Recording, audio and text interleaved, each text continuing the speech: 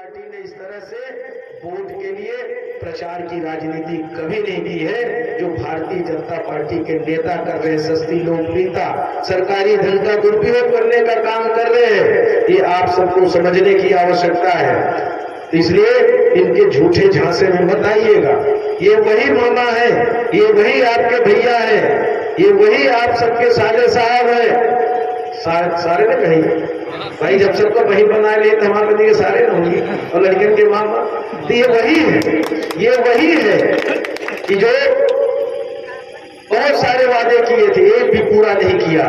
और क्या किया, एक महीना भाषण देते रहे, लाडली बहना का फार्म भरवाए, फिर बोले सावन के महीने में हम अपनी लाडली बहनों को गिफ्ट देंगे, बहुत बड़ा उपहार देंगे। और 4 दिन जब सावन बचा तो मामा कहीं भोपाल में कहीं भाषण दिए महिलाओं को इकट्ठा करके कि हम 450 रुपए में सावन के महीने में गैस सिलेंडर देंगे।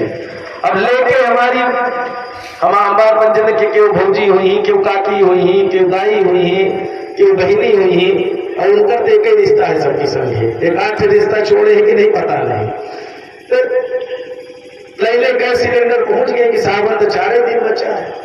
अब जब पहुंची गैस सिलेंडर लेने के लिए 450 में भैया ने हमारे उपहार दिया है, तो गैस सिलेंडर किसी को 450 में मिला नहीं। वहां गैस एजेंसी वाले ने डांट के भगा दिया कि चलो फूटो, भगो यहाँ से, कोई आदेश नहीं आया है, तुम्हारा भैया झूठा है। हुआ है कि नहीं हुआ? यहाँ भी 2-4 लोग बैठे होंगे जो गए होंगे। ऐसे कई जगह शहरों में तो सब जगह पहुंच गए थे कि सावन 4 महीना बचा है, कुछ हो सकता है फायदा हो जाए, गृहस्थी हमारी व्यवस्थित हो जाए, पर किसी को कुछ नहीं मिला, उपहास उड़ाने का काम किया। ऐसा भाई चाहिए। फिर उसने क्या किया, फिर उन्होंने एक आदेश जारी कर दिया कि लाडली बहनों को फिर रजिस्ट्रेशन कराना पड़ेगा। 450 रुपए में गैस सिलेंडर के लिए भी आवेदन देना पड़ेगा, पंजीयन कराना पड़ेगा। एक बार 1000 के लिए पंजीयन कराया, फिर दूसरी बार गैस सिलेंडर के लिए पंजीयन, 1 महीने पंजीयन वो चला। अभी तक किसी को मिला नहीं 450 रुपए में गैस सिलेंडर।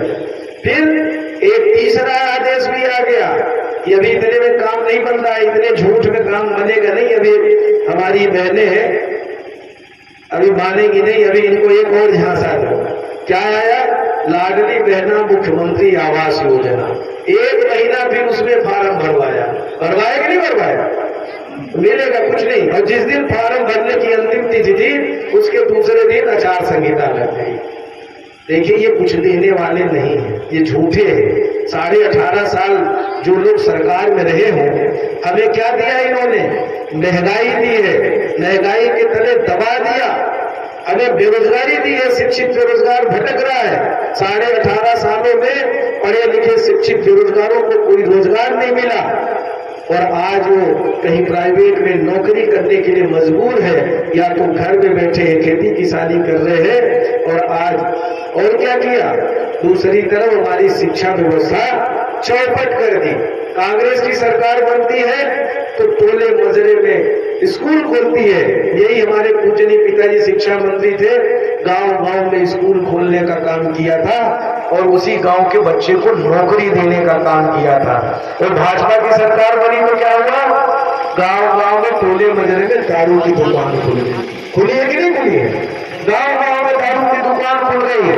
शिक्षा की व्यवस्था ने की, शिक्षा को खत्म करने का काम भारतीय जनता पार्टी की सरकार ने किया। एक तरफ आपके छोटे बच्चों का भविष्य खराब कर दिया, दूसरी तरफ जो पढ़े लिखे बच्चे आपके थे उनको नौकरी नहीं दी 18.5 साल में। अब जब नौकरी नहीं दी तो SC ST पिछड़ा वर्ग का आरक्षण और छीन लिया। फिर आरक्षण किस बात का? सरकारी नौकरी के लिए तो आरक्षण है, और ये वोट मांगने के लिए चले आते हैं। आज नाना जी आए हैं, आज नाना जी आए सीधी में, जा रहे लोग गाड़ी में भर भर के, और समझते नहीं है लोग। 2 दिन की सेवा देखते हैं कि 200-400 रुपए मिल गया और भर के गाड़ी में चल रही है। उनकी भी मजबूरी है, उनको लगता है कि इतनी गरीबी है, इतनी परेशानी है, जो मिल रहा है वही ले लो, और ऐसे ही वोट डालने के समय भी कर देते हैं। और यही हमारी गलती, हमारे जो मिला हुआ अधिकार है लोकतंत्र का, जो एक वोट राजा का भी है और एक वोट गरीब से गरीब आदमी का है और दोनों का वोट बराबर है। यही हमारे संविधान में अधिकार मिला है, ये हमारे नेताओं ने दिया है और उसका सम्मान हमने करना बंद कर दिया। तो आज ये स्थिति है कि आज बदमाश लोग जो हमारे देश के हितैषी नहीं है, ना हमारे किसानों के हितैषी है, ना हमारे युवाओं के हैं, ना बच्चों के हैं, ना महिलाओं के हैं, किसी के भी हितैषी नहीं है। ये लोग सिर्फ अपनी गद्दी बचाने के लिए बार बार भाषण देते हैं, बार बार नया स्लोगन देते हैं, जुमले करते हैं और सत्ता में बैठ जाते हैं, फिर मिले हुए हमारे ये अधिकार को छीनने का काम करते हैं।